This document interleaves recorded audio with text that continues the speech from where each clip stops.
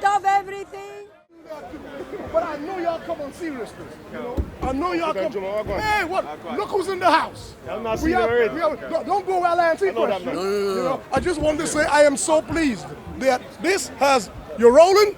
You better start rolling because I shall say this only once. See, I can do foolish when I'm ready. You know. Now, Bismillahirrahmanirrahim. I'm gonna kill. I'll come to you.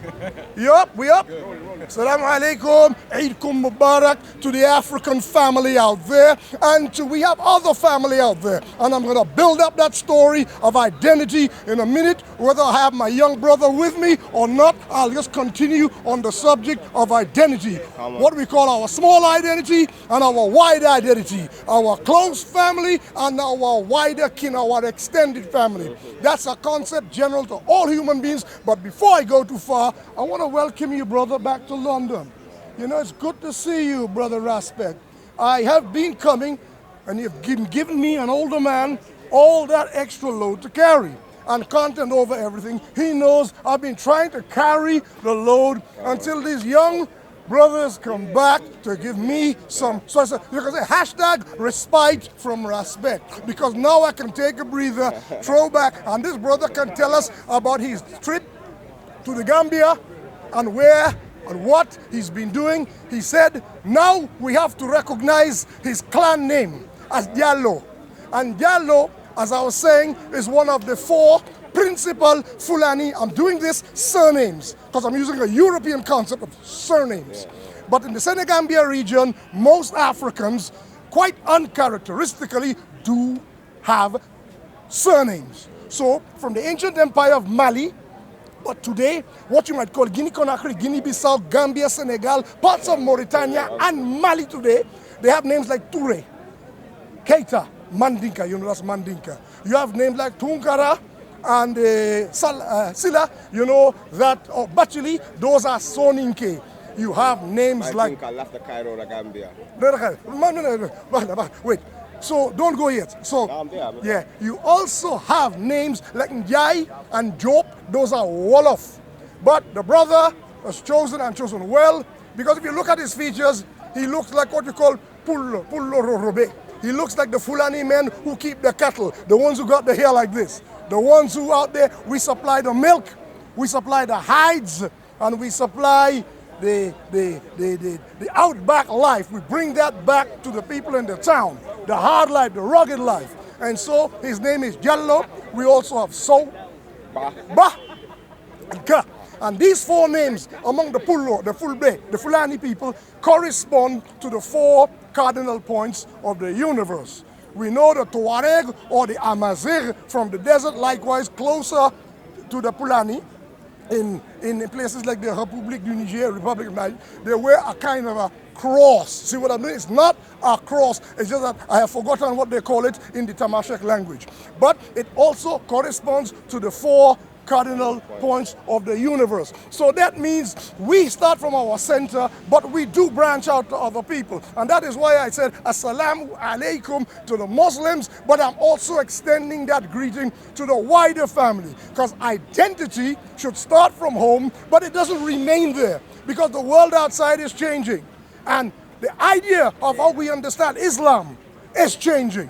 How we understand Pan-Africanism is changing. How you understand the relationship between capitalism and socialism is changing. It must change. We're moving into a world of artificial intelligence and robotics. The whole capitalist, socialist dynamic from the late 19th century necessarily will have to change. The idea of how we apprehend Pan-Africanism will also have to change.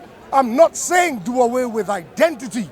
What I'm saying is identity, as we understand it, Brother Rasbeck, is originally a concept that was catered for human beings in small groups. No more than a group of 150 individuals. That's how Homo sapiens evolved. So that is why today we have problems in things like democracy and voting. I'm not saying that you throw the baby out with the bathwater. What I am saying is you have to tweak it to suit the exigencies and the demands of the 21st century. The Greek polis, the word politics comes from polis. The Greek polis was a small city-state, Brother Rasmed, Brother Yallo. It was a small city-state. So everybody know who was voting for what. Now, in a top-heavy system like we got, you have people voting for, and all this competitive, you don't know who you're voting for. You don't know who your MP is, your local council, your MEP, and therefore, we have to look afresh. So you can't, when people, I'm saying this as a counterblast to the people who have a problem with Islam and a problem with Pan-Africanism. They need to have a look at their own institutions, which they hold sacred, and realize that as whilst I agree with them that Islam is in need of constant reform, and that's why every 100 years we have a mujaddid, a reformer, like Brother Malcolm X, to come and take a fresh look at what is relevant to his local circumstances and to tweak it accordingly. So too, the people talking about democracy and capitalism and voting as some sacred, immovable thing, they too are lost in the past, and they need to take that look at themselves. So all I wanted to say, and Brother Rasmek, I know he wants to say a lot, because I haven't seen him for a while, and I have questions I want to ask him, because he starts speaking to me in Pular, he speaks to me in Mandinka, he speaks to me in Wolof, he speaks to me in all the languages of the Gambia. So now I have to ask him a lot of questions about the concept of identity. So Brother Diallo, the idea of identity, here's my view, and I'd like you to come in on it. My view of identity is, I am an African. That's me. I am a Muslim. The overlapping none takes precedence over the other, because I did not ask to be born African, but I chose to be a Muslim. So what I'm saying, one can change. I can become a kafir, but I can't stop being who I am. That said, I am not making my Africanity more important. Why? A day will come when this African body will die. I'm gonna die. I'm at the age where my dad just died and my brother just died. He was about 2 years older than me.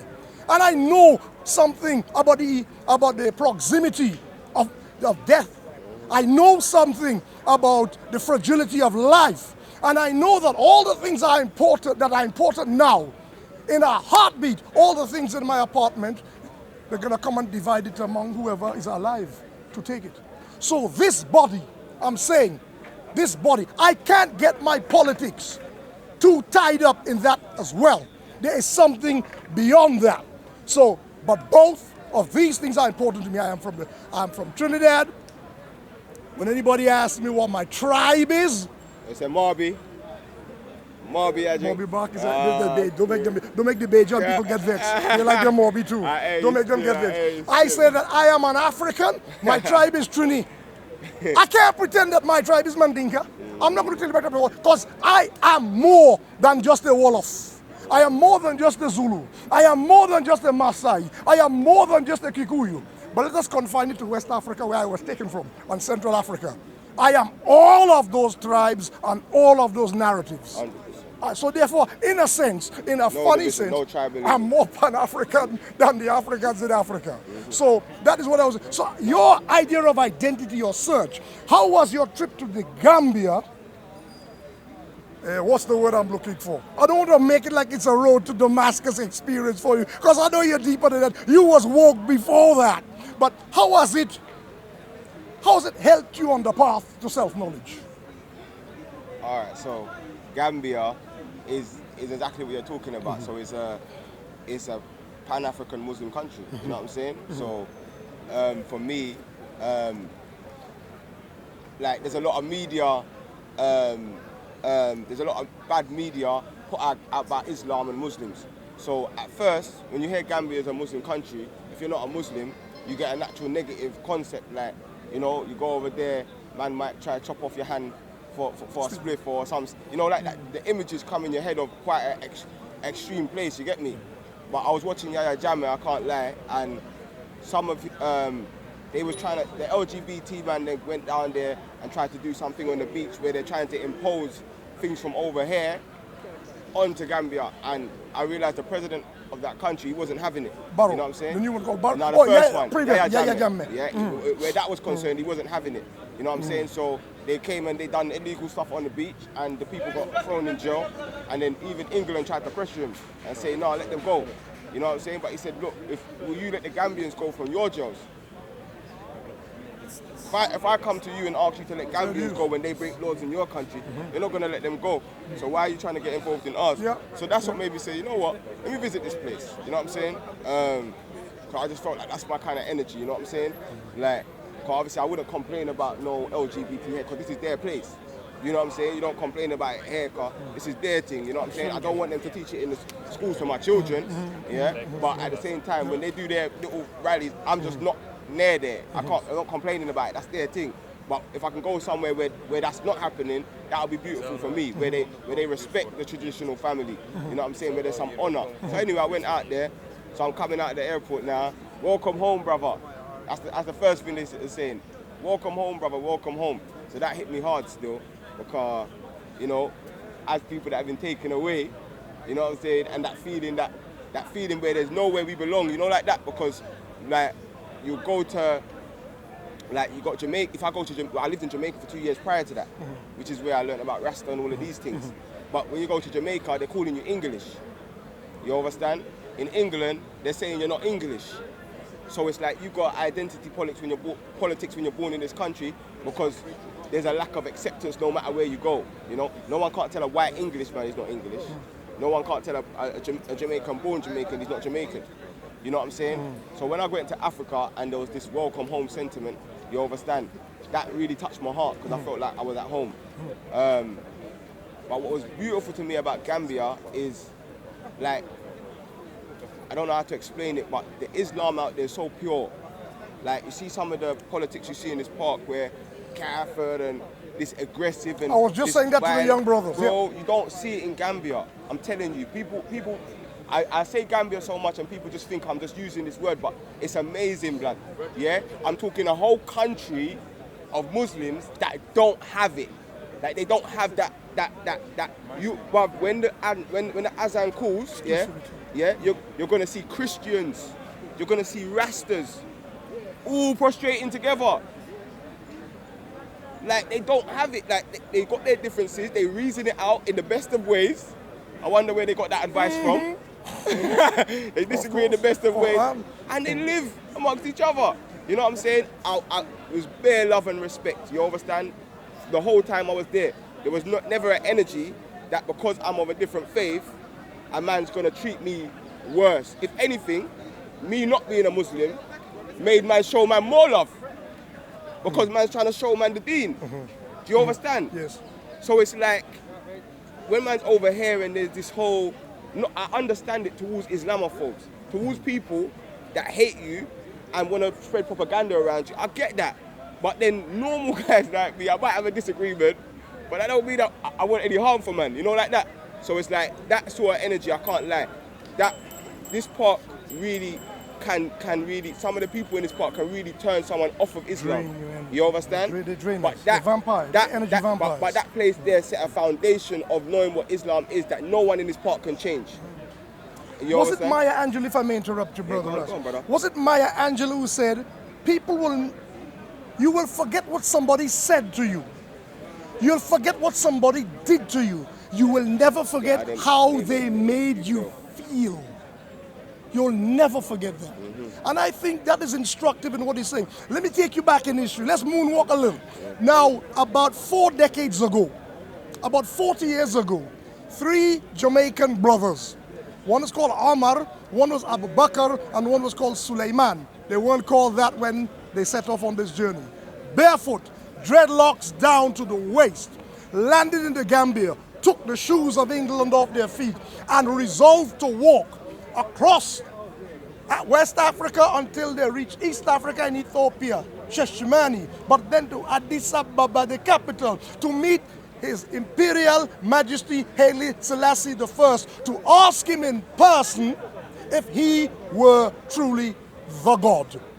That was their resolve.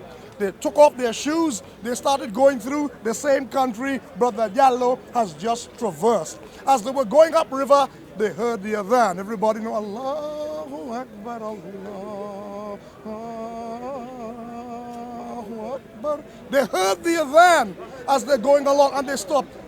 What is that marvelous sweet music? Brother said to them, what a music that, man? What a music that? That is beyond music. Come and hear. Draw near and hear. And these brothers actually went to the mosque. They received 1,000 marks, or maybe dollars of friendship like you received. They received the warmth, the love, and the embrace 40 years ago and became Muslim on the spot. One changed his name to Omar, one changed his name to his junior brother, who's still alive today. I'll get to that. Changed his name to Abu Bakr, and there's a third, their cousin, changed his name to Sulaiman. Now check it. One of the first mosques in London, Caribbean mosque, was established because of racism. Flat out. Say this, right? Sometimes, you know me, you're not gonna bring the pain. It's Eid and we're supposed to be nice and friendly and everything, but I gotta bring the pain too. And truth is truth. Anti-blackness is real within the Muslim community. Hence, I stand on this point. There is no ummah. That's an ideal, like how Karl Marx and Engels talked about the communist state, which has never existed so far. It's another ideal. The ummah, the Muslim, the shared, I don't want to say brother, it's too male-centric. The shared humanity of all of us is yet to be achieved among Muslims, let alone among humans. So we receive racism in the first mosques. I don't even want to call the ethnicities of the people because I'm beyond that. The people who are racist to us, they did it because we were black. And that's all I'll say. I want to call the names of the races who were racist to us. So we went and did our own thing. Brother Omar, the same brother who left London as Rasta and actually became a Muslim in the Gambia, gave us his house, number 25 Belfields Road, Brixton, as a mosque. He turned over his entire house. 2 years later, he was dead of cancer. He had cancer and he passed away. Allah yarhamhum. We remember him fondly. And for those young kids, we got a lot of young, I will say this and hurt, we got some more of my own people. We got some young 40-year Muslims going around acting like they were the first. They're going around acting like Islam started the day they converted to Islam. In my community, they're going around doing rap, dropping beats, acting like, well, yeah, because we're saying this is when it started. It did not. I came and met brothers striving like Omar, who died, Allah yarham, Abu Bakr and Sulaiman, who set up their house, opened the door 24 hours. You could go there and eat. They had a soup kitchen in the basement, and that's how it was. I just want to bring this from the past. I'm not going to go too much into what people don't want to hear or know, to the present, where this brother is saying the warmth and love can transform hearts and minds. This is what Brother Respect Diallo is telling me. That's what I'm getting from you. I don't know, tell me, that's what I'm getting. That love can transform. It's a natural love and respect, because if you go to Gambia, remember you got bare Muslim youths, but when you get to the ghettos, enough of these youths are like, they deal with Rasta. You know, like that, you'll go down and you'll see youths that are dealing with that vibration, you know what I'm saying? Yes. Now obviously, you know... Can I cut you a minute? Yeah. Cut you a minute. Yeah. One of the most in the Casamance. I tell a lie. I was coming back from Vélingara in Mali. So I'm crossing the border. Anybody from the Gambia, Mali here know? I'm crossing the border in a taxi. So, you know, they got them small. I got in the taxi, and as I got in the taxi, I'm a rebel. I'm a rebel. I tell you, and that was like 35 years ago. Rasta music, 35 years ago. So what he's saying is correct. Yeah. Even Sister Kolonji, all of them, man, there, it's a big energy in the Gambia. Like, there's a compound that I stayed in, and it's a Muslim brother, but his name's Selassie. You know what I'm saying? So it's like, you know what I'm saying? He called him, he said, he's Mustafa, right? And I'm wrestling. He said, I'm wrestling. I wouldn't get that info. It was a little joke. And me coined that, you know. Yeah, hey, still. But I'm saying, like, there's an energy there. There's an energy there. Obviously, there's different concepts on how people look at Rasta and how people understand Rasta from the outside. Not everyone's dealing with that man in the sky, Selassie is God concept, you understand? Man dealing with the Most High, and man know that he's someone for me that pointed me to that, you understand? He's one of the first people to visit one of the first mosques in the UK, yes. His Imperial Majesty. He's even one that said in Ethiopia, those who create division between the Muslims and the Christians are enemies of Ethiopia. That's right. And that's because of obviously the Nagashi, who drew the line in the sand and said the difference between me and you is like it's as insignificant as that. You understand? Yes. So that for me, that's the beginning of Islam. That's the first correct. hijrah. The first hijrah is in Africa. Protection. Which people don't really. Protection. I don't really like people. I feel like that's sometimes, you know, swept under the rug a little bit. Like, you know what I'm saying? That story, but it's real. The first hijrah, the first place where Muslims were safe to practice Islam, was in Africa. You understand? Well, in Saudi Arabia at that time, man was trying to kill them for that. You know what I'm saying? That's just a fact. You know what I'm saying? That's quite so true. That whole this whole energy of the love is always in that. This whole energy that you was bringing up before, like people have to pick between black and Muslim. I don't see it. You understand? Because when we talk about that, the thing is, yeah, a lot of people that will drop that identity politics on Muslims, and even there's Muslims that will do it to black people. That's right. So black Muslims are dealing with two things. They're dealing with the black people saying, "Oh, your allegiance ain't to us." You understand? Then they're dealing with Muslims saying, "Your allegiance ain't to us." Just let them be. You understand? They can be both. It doesn't have to clash. You understand? And here's the paradox, and this is what I really upsets me. A lot of the people who do that, who espouse that, they were themselves converts. So nobody prevented them from leaving whatever religion they left 100%. To become Muslim. 100%. As soon as they get up in the house, they act like they built this house. And they define the parameters of who's allowed in the house. So I agree with you. I think we live in a world, that's what I'm saying, identity it's has to respect. For me, it just comes down to a mutual understanding and respect, you know, like that. And for me, when I look at like, cause I came, the thing is, before I come to this park, I come up in the ends with Muslims, you know what I'm saying? Somalians, Ugandans, Nigerians, Gambians, you understand? Those are my brethren. So I had a concept of it before I come to this park and see all the division thing and all the gather, where we don't hear that in the ends. I only heard it in this park. I only hear it on people online. Like, you know what I'm saying? I don't hear it in everyday life. I never went into a shop and a man says, "Yeah, hey, you got Gaffer." You understand? Like, you know what I'm saying? Obviously, man, understand that it's not a diss word, and man, understand the historical perspective of it and the differences. But what I'm saying is, people here have tried to change it into that and use it as that. You know what I'm saying? Well, you know, we say there is all Islam and there's Hislam. There's Hislam, his interpreter, what he thinks it is, which he found his forefathers had messed up, and he just ran with that. For me, I want to practice all Islam, and where I meet sexism, anti-blackness, any kind of phobia, I want to ask you, please, keep it to yourself. They may hate you too, but they have the civility to keep it to themselves. We all have to rub along in this society somehow. We all have to manage to evolve a dialectic with one another. And we can't, oh sorry sister, I like people who cut my wisdom because I need to be shut up. Go ahead. Bismillah. I wanted to add that many people mix up between cultural rubbed off on Islam. Islam's teachings is way out of this race is this and this race is that, and even us Arabs, I'm an Arab. No. This is my first time in Speaker's Corner. That's why I'll be quiet. Go.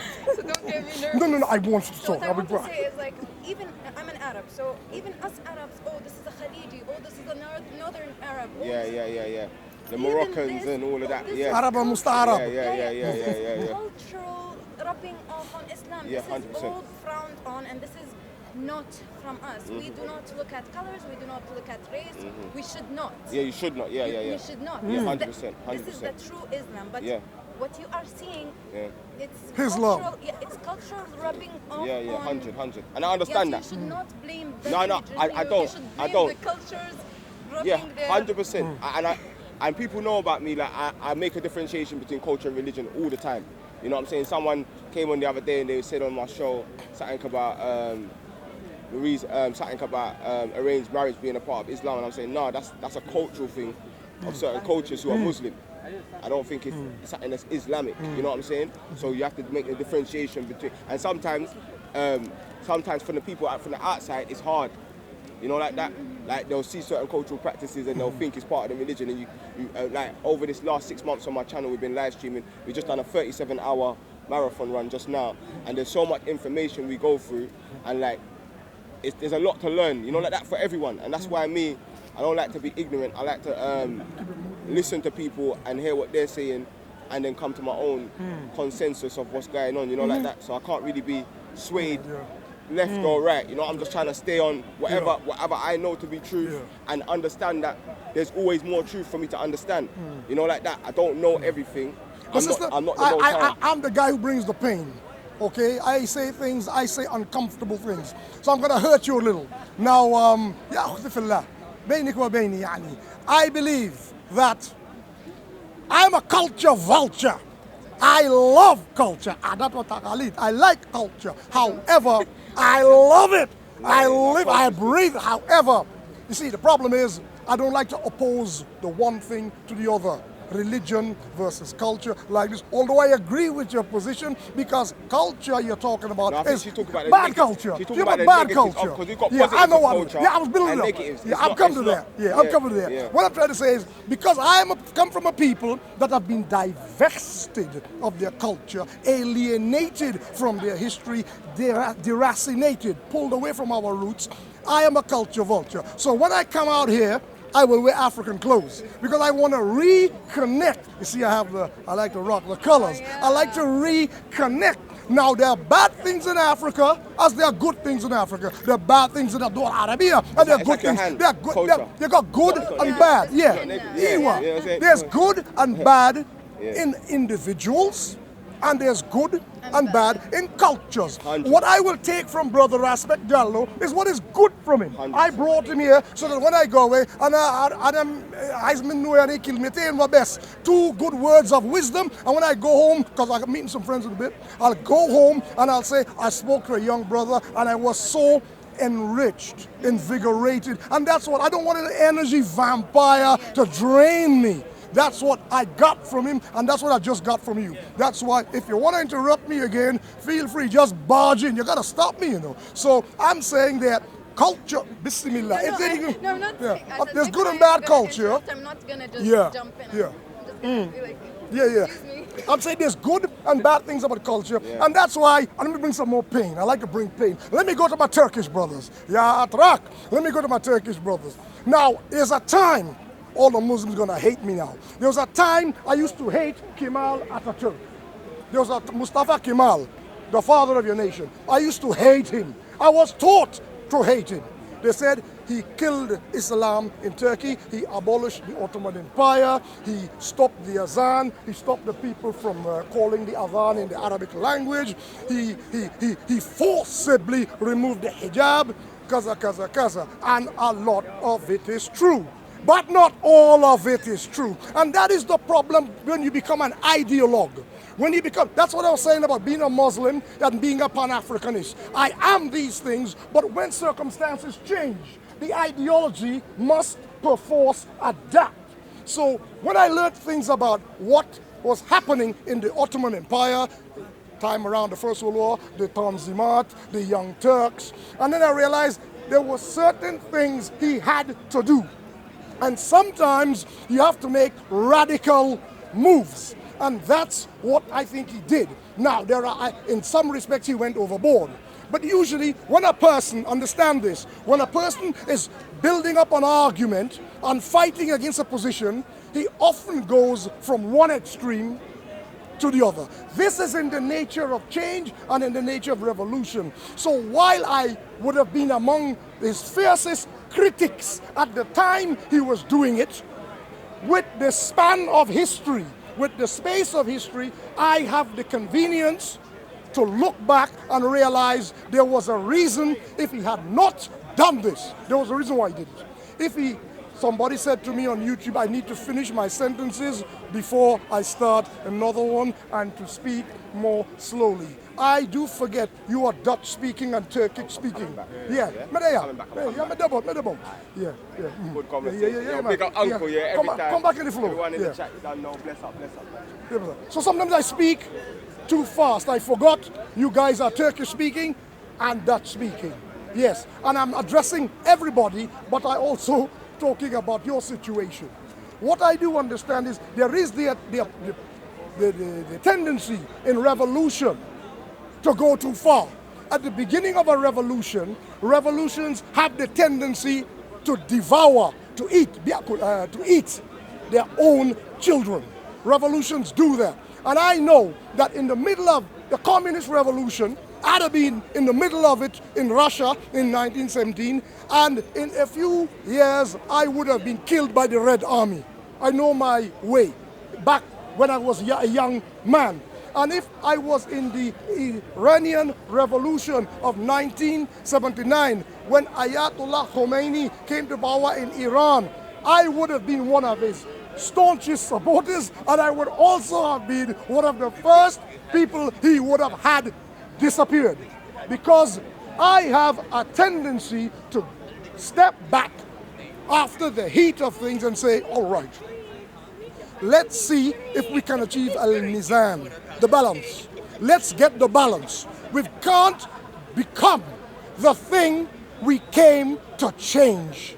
We cannot now become the thing we said we would transform. And that happens in revolutions, sometimes too fast, sometimes slowly. They build up to it. And that's what I was saying about my beliefs. As a Muslim and as a Pan-Africanist, there will be Pan-Africanists who will say, because you are a Muslim, you are not a real Pan-Africanist. And there are Muslims who would say, because you are a Pan-Africanist, you are not a real Muslim. There will be people in this world, wherever you go, attempting to tell you who you are, who you should be. Yeah, but they go further. They're telling you who you are. I know you. The moment you told me Inti Khalijiyya, I have an opinion. I do. And I'll be honest, I would be a hypocrite and a fraud to tell you that is not true. I do. But when you speak, immediately my opinion changes. You know why? That is why we are on this earth. Every day becomes a learning experience. So the way I believed in Islam yesterday, and this I tell you, Muslims don't like what I'm going to say now. The way I believed in Islam yesterday may not be the way I believe in Islam tomorrow. But I will always be a Muslim. But that is what I was saying to the brother who left. That is why we had Tajdeed and Mujaddid, the Mujaddideen. That is why they came in order every 100 years according to the hadith. Is why they come in order to say, right, circumstances have changed. Things have changed. Now we must adapt accordingly. But we also, so therefore we have that tension between people who say, how much change and how fast, and what should change. And I agree with that too. We need that balance in life. I think of Salafis. I think of hardcore Marxist Leninists. I think of cultural nationalist, purist Pan-Africanists. I think of them and think of them as, this is a British drink. Anybody know something called barley water? Concentrated. It's like peach flavored. You put it in water and you dilute it. It's a thick concentrate. Okay, imagine if you will, any beverage that is in concentrate form and you have to put it in water in order to get it to the taste that you like. Some of us, maybe anybody heard of Ribena? I don't know, do they still sell Ribena? Vimto? Any drink that is a concentrate. Are y'all with me in the back? Good. You see, you just gave them a free plug. You know how much money you just made that company? Now, perhaps sister back there likes her Ribena, maybe a quarter glass, and then the rest is water. There are other people who just like a hint of Ribena so that the drink is almost clear. Am I to say that you are wrong because you like your Ribena more diluted than hers? Is she better than you because? But we need the concentrate to start, right? We need the concentrate. The actual bottle of Ribena has to be there so that you and you and you and you at the back there taking notes can say, this is how diluted or this is how sweet I want my drink. And that is how I view hardcore purist ideologies. We need them. They are there for a reason. Where they and I part company is when they start telling me my way is wrong and their way is not only the true way, it is the only way, or else. I go with lakum dinukum waliya deen. I go with that. And I believe if Muslims focused a lot more on the Meccan surahs of the Quran, the chapters that were revealed in the city of Mecca, they would stand to get a lot more wisdom, practical things they can apply in their daily lives. You look at the Medinan surahs, and there's a reason they're there. I'm not going to say that one part of the Quran al-Kareem is better than another part. And people, let me start by this disclaimer. I am no alim. People are calling me sheikh. They mean it because I'm an old man, not because I'm an alim. They're calling me Sheikh Danjuma. But what I'm trying to say about the Medinan surahs is, do not go around telling people Islam is a religion of peace. Stop it, please. Also, see, they're going to cut and edit what I said right there. I didn't stop. They're going to cut it right there. Also, do not go around telling people Islam is a religion of war. It's a religion. A religion is a way of life that binds communities together. And sometimes, if my sister here happened to be in the wrong place at the wrong time, and something happens to her, I cannot say my religion is a religion of peace. I shall allow them to mug her of all the reals and the dirhams and madri, what currency you are using. I don't know what to say, but I can't allow this sister to be mugged, because my religion is a religion of peace, and I shall pray to the sinful people who have stolen all her money, because Islam is a religion of peace. That's nonsense. That's nonsense. It's not a religion of peace, but it's not a religion of war. It's a religion that advocates self-defense as circumstances demand. That's what it is. And I don't want to go down that road too much. We just had Eid, and we're supposed to be in a jolly mood, and we're supposed to be all happy. We're all full of kharoof and dajaj and biryani and I don't know what Turkish kebab, shawarma, how you call it, kebab, lahmacun, doner, lahmacun, and all lovely food. So I don't want to go down that road. All I want to say is be careful. Islam is the middle way, and try to take life, any ideology, as the middle way, because a time will come when you're gonna be in a revolution. And the best revolution I can think about right now is Sudan, Khartoum. What is happening in Khartoum at the moment? What you see happening is a group of people on the street who have decided to interpret religion in the way people remember the battle in Seattle? How the people sat down to shut down the city? Remember when they tried to shut down Bank, the city of London? The people of Khartoum, because of the rise of the internet age and social media and shared, they are trying to bring a revolution in the Western way. The government has started to respond in the manner of the Chinese government in 1989 in Tiananmen Square. So two worlds are colliding. That's what I said about when circumstances in the world change, you have to change your strategy. Now look what has happened here.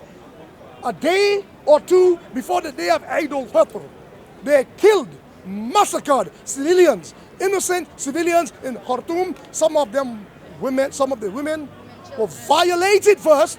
Some of the women were violated, and the children dumped in the Nile River. This is what, now you have two clashing ideologies here. How do we square this circle? This is the life we're in. Now we're in a situation where the army, the Sudanese army, cleverly told Omar Bashir, a Rais, he's not a Rais. He took the government, he and the Jabha al-Islamiyah took the government by force. Bil Quwwa in 1990, I was there when it happened. I was there. He took the government. I'm a Sudani. I'm not a Sudanese. For the record, any Sudanese listening to this, I'm speaking about your country as an outsider, and I'm asking you your indulgence for doing so, because I'm talking about things you know more about than I do as Sudanese people. But I was there when Numeri fell in 1985 and the interim government of Aswar al-Dahab, the military interim government came, and then by election, the Sadiq al-Mahdi came to power in 1986. I am that old. I saw that one, and I was there because y'all keep me doing this, and that keeps me young. So kudos to you guys. Y'all keep me young. Now, not the trolls. You the good guys. The good. I get the good energy like from sister here. So we have two ideologies clashing. The sit-in type, of demonstration, now being put under pressure by Chinese government Tiananmen Square type of response. How do we square this circle? Now, if the people who are sitting there peacefully, making dua, feeding their children, making toilet facilities, laboratory facilities, creating sleeping facilities, feeding stations, if these people turn around and get violent, can you imagine what the world would say? They were waiting to be violent. No, you can't win. These people are there protesting as peaceful citizens in Sudan. Now look what's going to happen. If the Sudan disintegrates, I want to talk about Sudan for a minute because yesterday, and I want this on record, I was very fortunate to sit at the feet of the great Mr. Bona Malwal, a foremost journalist and lecturer of Oxford University on the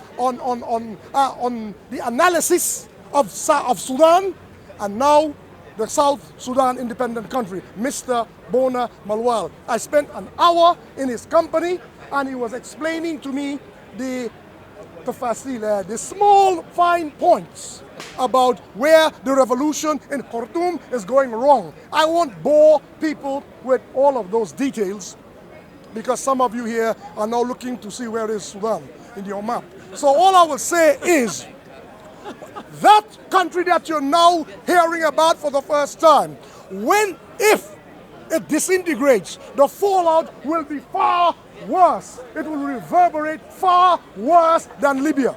Libya is a failed state because of the Arab League. I'm blaming them. I bring the pain and NATO. And the failure of the African Union. See, I'm blaming you too. Blaming me too. The African Union, I blame them. This is how I talk. I do that. Yes, I just do that. Right? If the Sudan completely disintegrates, the fallout, the damage will be worse. What you're seeing in Libya with Bodia, with slavery and child trafficking and women being violated and all the rest of what else is happening, gang lords, warlords in Libya. Wait till it happens. Not wait. We don't want it. So we make dua that this does not happen in Khartoum because the Sudan is actually a microcosm of the whole African continent. You have at least 55 or maybe 100. If you add South Sudan to the whole country, make it back one. Maybe you have over 100 Qaba'il. More than 100 Qaba'il, 100 ethnic groups, speaking different languages, who are all disadvantaged by the center, the government in the center. The country has been center-centric, center-centric is a redundant term. Has been Khartoum and Madani-centric. Khartoum and Madani has been where the country's power has been held. The north has been disadvantaged and ignored. The east, Kassala, has been disadvantaged and ignored. The west, I don't need to tell you all what's been happening in Darfur. You all have seen it on television, has been advantaged. The south, even the center, Kordofan, has been oppressed and ignored. The only part of the country that was able to say, look, enough is the Republic of South Sudan. Now, this example is going to be followed by, if this thing doesn't work in Khartoum, if they don't come to a peaceful solution with the Jaish, who say that they have stepped down, but they have not stepped down, and the Janjaweed. Worse yet, if you all have heard of what were the problems of Darfur, you will have heard of a Janjaweed.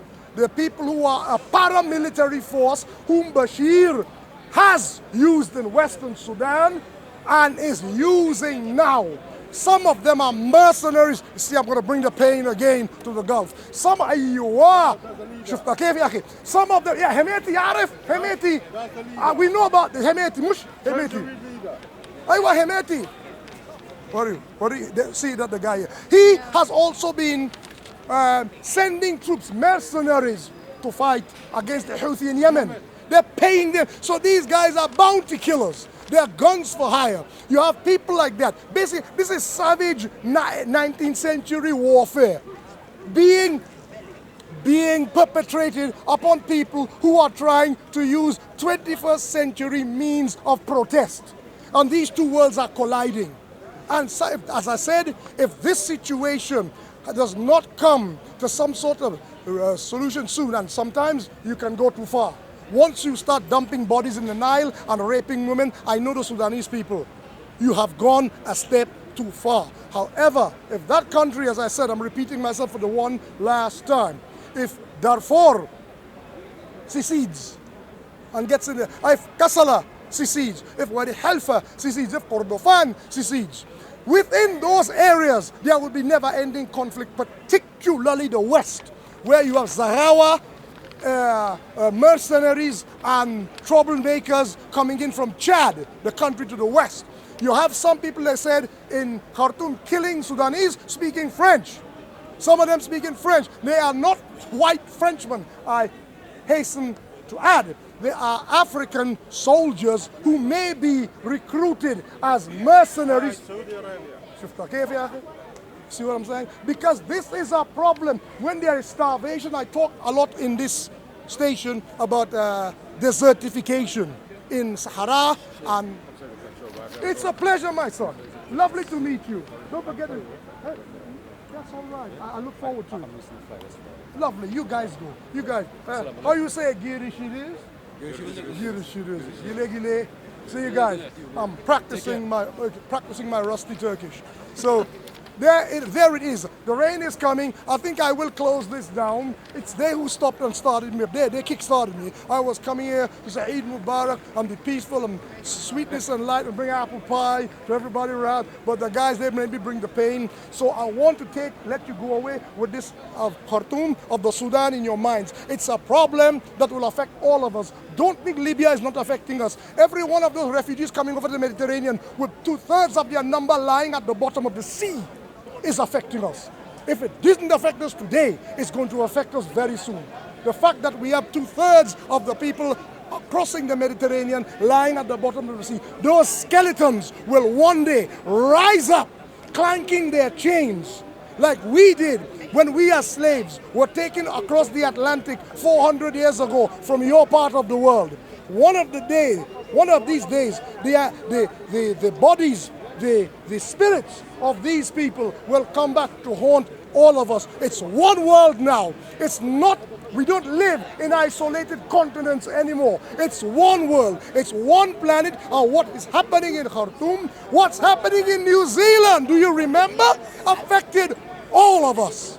And so I want to leave you with this. Kilmetain wa bes. Khalas. Thank you all for your kind attention. Thank you all for listening. Eid Mubarak to all. Assalamu alaikum wa rahmatullahi ta'ala wa barakatuh. Thank you, brother. Thank you, sir. Thank you, sir. Thank you. Thank you. Thank you very much.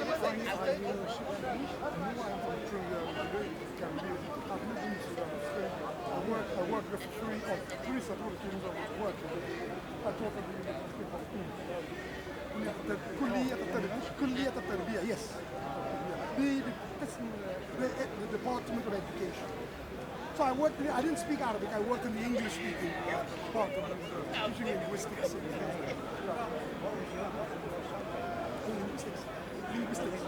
Language.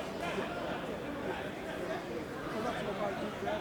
And I seem to be the person, I seem to have bad luck because when I was there, we nearly fell. People, I should have said that on the tape. People demonstrated, but nothing like this happened. When we nearly fell in 1985, the people came into the street and caused the bubbles to fall. They went to the meeting and said, for us, that's enough is enough. And in fact, this time, the reaction was 19th century so far.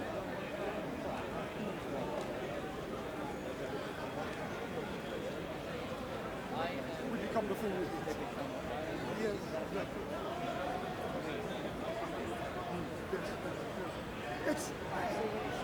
And revolutions have this capacity and a tendency to devour their firstborn. Because you know what? Yes. If you remember the saying of Machiavelli, when those who help you into power, when you have ascended to power, liquidate them for those who have put you in power have the capacity to take you out of it. And that's why revolutionaries do that. They've read El Principe. Revolutionaries do it because of that.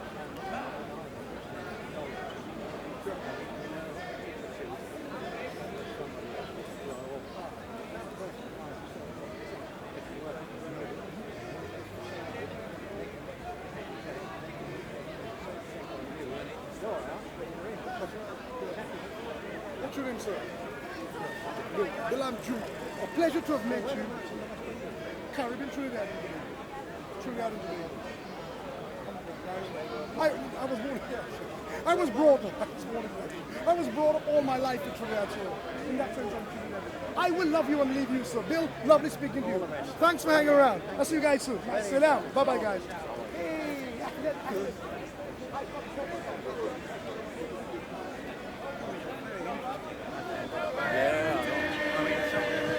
Come take away everything from your melanin. God, man, say it straight. Man, don't listen to BBC. Man, don't listen to ITV. Society. Everybody got eyes, everybody got heart, everyone should support the mother seeing a child. And you have no heart, you Swedish man, no heart. And your father never teach you enough because your father be manipulated by your